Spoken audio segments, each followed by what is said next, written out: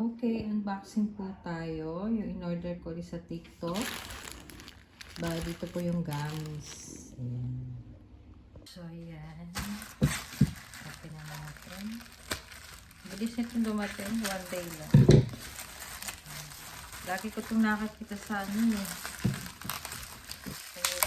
Sa TikTok. Ayan. Sana legit.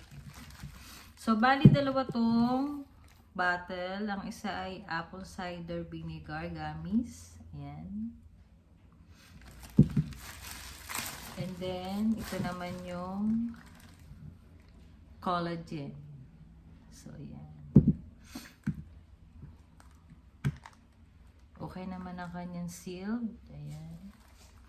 So, bali ito ay glutathione, collagen, glue. Ayan.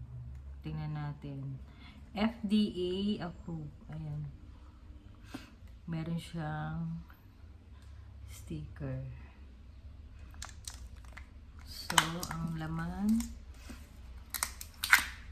Ayan, naka-sealed naman siya ng maganda. Ayan. Tapos, may silver pang ganun. So, yun. So, bali ang isang bote po nito, ang laman ay 60 gummies. So, bali, itong dalawang ito, mura lang pagkakabili ko eh. Yan. Parang wala pang 400. Ayan.